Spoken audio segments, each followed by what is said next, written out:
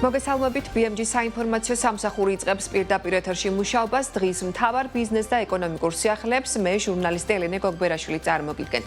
სამართალდამცავი ორგანოების კოორდინაციის საკითხებში სახელმწიფო მინისტრის თანამდებობა, რომელსაც ამ დრომდე მამუკა მდინარაძე იკავებდა, შექმნიდან 3 თვეში უქმდება. პრემიერის განცხადებით, ამ დროის განმავლობაში გაწეული სამუშაო იძლევა შესაძლებლობას სამართალდამცავი სტრუქტურების ეფექტიანი კოორდინაცია და მუშაობა მომავალში სახელმწიფო მინისტრის საგანგებო თანამდებობის გარეშე იქნას უზრუნველყოფილი. ირაკლი კობახიძის თქმით, მდინარაძე ახალ თანამდებობაზე გადაინაცვლებს, კერძოდ საქართველოს მთავრობის სტრუქტურაში შეიქმნება რეგიონული პოლიტიკის საკითხებში სახელმწიფო მინისტრის თანამდებობა, რომელსაც მამუკა მდინარაძე დაიკავებს. ის ასევე შეითავსებს საქართველოს ვიცე-პრემიერის მოვალეობას. რაც შეცვლის ახალი უწყება და რამდენად პასუხობს სახელმწიფო პოლიტიკა რეგიონების გამოწვევებს, ეკა გაზდელიანი შემოგვერთდება შეფასებებით დღის ბოლოს. გლობალური რისკების და ახლო აღმოსავლეთის კონფლიქტის გახანგრძლივების ფონზე ეროვნულმა ბანკმა 2026 წელს საშუალო ინფლაციის პროგნოზი 5.2%-მდე გაზარდა. ეკონომიკის ზრდა კი 6.9%-ზე შეინარჩუნა. სები აცხადებს, რომ ენერგორესურსების წვლილი ინფლაციაში მიმდინარე წელს მნიშვნელოვანი დარჩება. ამასთან გაზრდილია მომსახურების ინფლაციაც, რაც 4.1%-ს შეადგენს. საბაზო ინფლაციის ზომიერი მაჩვენებლის მიუხედავად კი მეორე რაუნდის ეფექტების გაძლიერების რისკები კვლავ საყურადღებო ფაქტორად რჩება.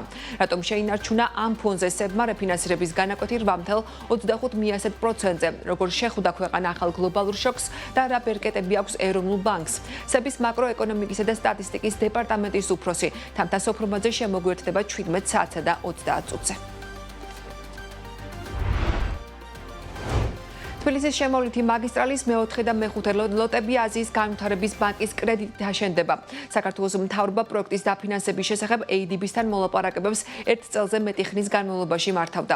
მე-4 ლოტი მოიცავს დაახლოებით 8.7 კილომეტრიან მონაკვეთს, რომელიც თბილისის შემოვლით გზას ლოჭინის სატრანსპორტო კვანძთან დააკავშირებს. მე-5 ლოტის სიგრძე 10.2 კილომეტრია და თბილისის შემოვლითი გზის სამხრეთ მონაკვეთს წარმოადგენს. აღნიშნული მონაკვეთი ის-60 საერთაშორისო მაგისტრალს კახეთის გზატკეცილთან დააკავშირებს და შექმნის სწრაფ და უსაფრთხო კავშირს რუსთავს, თბილისის აღმოსავლეთ ნაწილს, აეროპორტსა და ახალ ინდუსტრიულ ზონებს შორის. აღნიშნული მონაკვეთებისათვის საერთაშორისო ტენდერები გზების დეპარტამენტმა 19 ივნისს გამოაცხადა.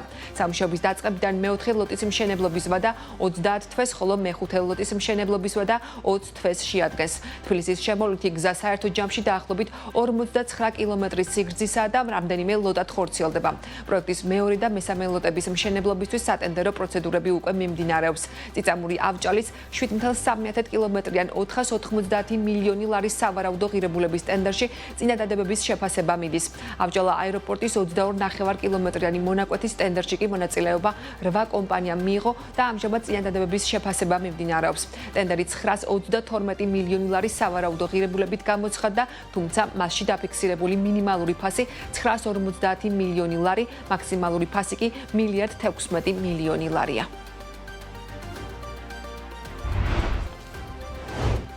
მიმდინარე წლის 6 თვეში წლიურად სამშენებლო ნებართვების რაოდენობა შემცირდა, სამშენებლო ფართობები კი გაიზარდა. საქსტატის მონაცემებით საქართველოში 2026 წლის იანვარ-ივნისში გაცემულია 5391 ნებართვა, 5.275.000 კვადრატულ მეტრ ფართობის შენობა ნაგებობების მშენებლობაზე. ნებართვების რაოდენობა 0.6%-ით შემცირდა, ფართობი კი 1.7%-ით გაიზარდა. ნებართვების თითქმის 3/4 ქვეყნის 4 რეგიონზე მოდის, კერძოდ ჩასატარებელი სამშენებლო სამუშაოების 49.2% მოდის თბილისზე, 9.2% ქვემო ქართლის რეგიონზე, 7.6% აჭარაზე და 7.3% კახეთის რეგიონზე.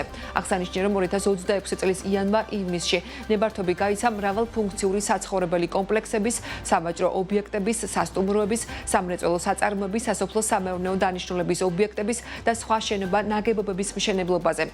საქსტატის მონაცემებით 2026 წლის იანვარ-ივნისში ექსპლუატაციაში მიღებული იქნა 1.546.000 კვადრატული მეტრი ფართობის 1459 ობიექტი. 3.6%-ით არის შემცირებული ექსპლუატაციაში მიღებული ფართობი, 5.3%-ით კი ობიექტების რაოდენობა. ექსპლუატაციაში მიღებული ობიექტების 2/3-ზე მეტი მოდის ქვეყნის 4 რეგიონზე, კერძოდ 31.9% მოდის თბილისზე, 15.1% მცხეთა-მთიანეთის რეგიონზე, 12.1% კახეთის რეგიონზე, 10% კი ქვემო ქართლის რეგიონზე. კრიპტომაინინგთან ბრძოლის ფარგლებში მესტიის მუნიციპალიტეტში საბალანსო მრიცხველების დამონტაჟება მიმდინარეობს. მესტიაში საბალანსო მრიცხველების მონტაჟის გეგმა გრაფიკი შედგენილია და ოქტომბრის ბოლომდე მუნიციპალიტეტი 100 საბალანსო მრიცხველს დაამონტაჟებს. მოწყობილობა ელექტროენერგიის ძირითად გამავალ ხაზზე მოიწყობა და ელექტროენერგიის საერთო მოხმარებას აღრიცხავს. ელექტროენერგიის უწყვეტობის მხრივ გამოსწორდა თუ არა მდგომარეობა მას შემდეგ, რაც მესტიაში რამდენიმე ასეული მაინერი ამოიღეს, როგორ ოპერირებს სასტუმრო ბიზნესი და ვის სტუმრობს რეგიონს მიმდინარე ტურისტულ სეზონზე. სასტუმრო ლაჰილის დამფუძნებელი ლევან დადვანი ისაუბრებს ამ თემებზე 15 საათზე და 30 წუთზე. 2026 წლის მეორე კვარტალში განხორციელებული ვიზიტებისას გაწეული ხარჯები $3 მილიარდ გაუტოლდა, რაც 13%-ით ნაკლებია წინა წლის ანალოგიური პერიოდის მაჩვენებელზე. საქსტატის მონაცემებით ვიზიტზე საშუალო ხარჯი 2025 წლის შესაბამის პერიოდთან შედარებით 9%-ით შემცირდა და $1922 შეადგინა. მეორე კვარტალში საქართველოს ტერიტორიაზე დაფიქსირდა საერთაშორისო მოგზაურების 1,700,000 შემოსვლა, რაც 5%-ით ნაკლებია წინა წლის ანალოგიური პერიოდის მაჩვენებელზე. აქედან საერთაშორისო ვიზიტორების მიერ განხორციელებული ვიზიტების რაოდენობა 1,500,000 შეადგინა, რაც წლიურად 4,5%-ით ნაკლებია. საანგარიშო პერიოდში საერთაშორისო ვიზიტორების მიერ განხორციელდა 1,200,000 ტურისტული ტიპის ვიზიტი, რაც 2,7%-ით ნაკლებია წინა წლის ანალოგიური პერიოდის მაჩვენებელზე. მეორე კვარტალში ვიზიტორების ყველაზე დიდი რაოდენობა 380,000 დაფიქსირდა რუსეთიდან, 287,000 თურქეთიდან, სომხეთიდან კი ქვეყანაში 199,000 ვიზიტორი შემოვიდა. ასეთი იყო საქმიანი ამბები ამ დროისთვის. განახლებული ინფორმაციით ზუსტად 1 საათში გიბრუნდებით დროებით.